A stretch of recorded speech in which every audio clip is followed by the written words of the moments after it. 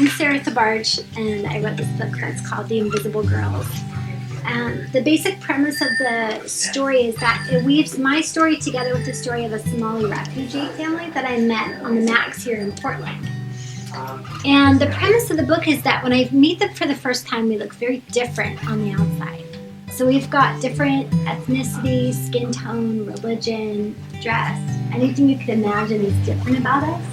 But as I got to know them, I realized that I understood them because I had been a little girl coming out of a fundamentalist culture, and no woman in my family had ever gone to college before. And then I also knew what it was like to be a refugee of sorts, because a couple years before I met them, I almost died of breast cancer and sold everything I had and got on a plane to Portland with just a suitcase of clothes and started over. And so I knew what it was like to be a refugee, to almost lose your life and then end up in a new place with just clothes and figure out how to put things together again. A year ago, I was riding the train from Portland suburbs towards downtown in a sunny fall afternoon when a pair of sparkling brown eyes peeked around the corner of my book and then quickly disappeared. A minute later, the eyes appeared for a second and then disappeared again, and I realized the little girl sitting across the aisle was playing peekaboo with me. I lowered my book a few inches and I winked at her. She tried to wink back, but she was preschool age and didn't have the fine motor skills to copy me. So instead, she scrunched up both eyes in a prolonged blink. As she contorted her face, trying to figure out how to wink, I saw that her small frame was covered with baggy sweatpants and a mismatched knee-length print dress, and she was wearing cracked sneakers with frayed laces. Her silky brown skin and bright eyes stood out against the bedraggled backdrop of her clothes, and I found myself captivated by the contrast. Her mom, who wore a yellow, orange, and red print African dress and a matching headscarf, sat with her head resting on the window, staring blankly at the freeway that paralleled the train tracks.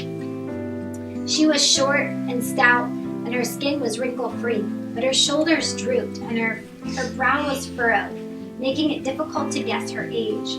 She could just as well have been 25 as 45. A toddler who wore threadbare pants, an oversized dress, and old sneakers was standing between the mother's parted knees, trying to sleep while standing up. I watched this child with her shorn head and chubby cheeks as she grasped her mother's skirt, trying to stay upright and sleep at the same time. I was thinking, someone needs to hold that tired little girl, when she opened her sleepy eyes and looked up at me. I held out my arms. She climbed into my lap, and less than a minute later, she was fast asleep with her head against my chest. The scene unfolded so quickly, I hadn't had time to ask her mother if it was okay. Now that the toddler was sleeping in my lap, I looked at the mother for permission, hoping she didn't disapprove of a strange woman holding the daughter. Without moving her head from the window pane, her eyes followed my voice until they rested on my face. "It's okay?" I asked her. She looked at her sleeping daughter and flashed a weary smile. "Yeah," she said, "no problem." "Your daughters are precious," I said. "Yeah?" she asked tentatively. I nodded. "Absolutely." She smiled again. Thank you. "Where's home for you?" I asked. She didn't understand, so I tried again. "Where are you from?" "Somalia," she said. "Do you have other children?" I asked. She held up 3 fingers. "In school," she said. "Wow, 5 children. Is there someone at home to help you?" She shook her head. Her English was limited, so with short phrases and hand motions, she explained that she and her husband had come from Somalia with their 5 children, but her husband had left them soon after they arrived. When she couldn't find the words to tell me more details of her story, she just shook her head, and her shoulders seemed to droop more, bowed low by an invisible weight. "It's too much," she said, repeating her words for emphasis. "It's too much." And then she sighed and resumed her contemplation of the passing scenery in silence. After a few unsuccessful attempts at winking, the 4-year-old gave up her efforts. When she saw her sister was sleeping and her mother was looking away, she climbed down from her seat, walked across the aisle, and wiggled herself up until she was perched next to me on the edge of the narrow seat.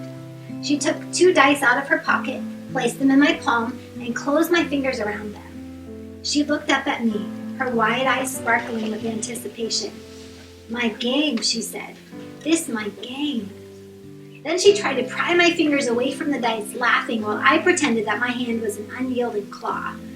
As I played along with a game this little Somali girl had invented, I started to worry about the family.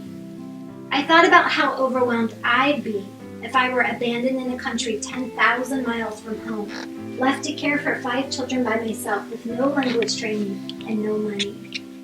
How would I even begin to navigate a culture that was so different from anything I know? When the mother looked my way again, I took a notepad and a pen out of my messenger bag and asked, "Where do you live?" As soon as the question left my lips, I was relieved I'd had the courage to ask so I could check on them later that week. But I also felt a small twinge of fear that I'd scared this poor woman who probably already felt vulnerable. Without saying a word, she pulled a crumpled envelope with a handwritten address from the waistband of her skirt and handed it to me. I copied the address and gave the envelope back to her. "Thank you," I said. As we approached the next station, the woman woke up the 3-year-old and took her and her sister by the hand. At the next stop, we swept off the train. As the doors closed, I saw them standing at the corner, waiting to cross the street. The 4-year-old was looking back, waving at me. And as the train pulled away from the station, I realized her dice were still tucked snugly in the palm of my hand. Before I started chemo, my blonde hair was halfway down my back. I thought it would be traumatic and messy to let the long strands fall out slowly, and I didn't want my hair to go to waste. So I decided, before I started chemo, that I would cut it and donate it to Locks of Love. 3 of my friends drove me to a hair salon and then produced a bottle of champagne and 4 glasses. We toasted to my hair, and then a kind, tearful hairdresser cut it off. I was left with a short pixie cut, the shortest hair I'd ever had in my life. That evening, I was meeting my boyfriend Ian and some other friends for dinner. Ian was the last to arrive, and I stood up as he made his way to the table. It was the first time he'd seen me with hair this short. I went to hug him, but he took my shoulders and held me at arm's length, inspecting my new look. I was so afraid and so self-conscious, I just wanted him to hug me and tell me that my hair didn't matter, that he loved me anyway, that we were going to get through this. But instead, he said, "Whoa, you look like a boy. This is going to take some getting used to." And as he let go of me, my heart sank at his tepid response. My mom stayed with me while I went through the first round of treatments. We lived together in my tiny studio apartment, and every night she slept on a mat on the floor next to my bed. After 2 rounds of chemo, I woke up one morning to find clumps of hair on my pillow. I decided that rather than wait for all of it to fall out, looking like a diseased chia pet in the process, I would shave it all off. But I was too weak to stand up in front of the mirror, so later that morning I ended up sitting on the lid of the toilet in the bathroom while my mom slathered my head in shaving cream, then took a razor and shaved my head to the skin. When she'd finished, I stood in front of the bathroom mirror, looking for any traces that the girl staring back at me now was somehow a part of the girl I used to know. But I couldn't find her anywhere. I didn't recognize this pale, bald creature with dark circles under her eyes. I thought of Samson and Delilah. When Delilah learned that Samson's hair was the source of his strength, she chopped it off while he was sleeping and rendered him powerless. As I studied my reflection in the mirror, it occurred to me that maybe Samson's hair wasn't his source of strength. Maybe it was a symbol of his strength. And maybe when Delilah cut his hair off, he didn't lose his power because he had lost his hair. He just woke up the next morning and looked in the mirror, and suddenly, for the life of him, couldn't remember who he was.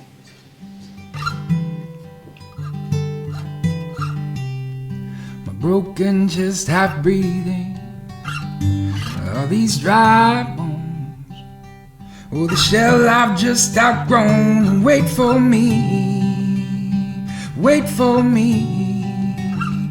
Wait for me, wait for me, you wait for me, wait for me, wait for me, wait for me, wait for me, wait for me, wait for me.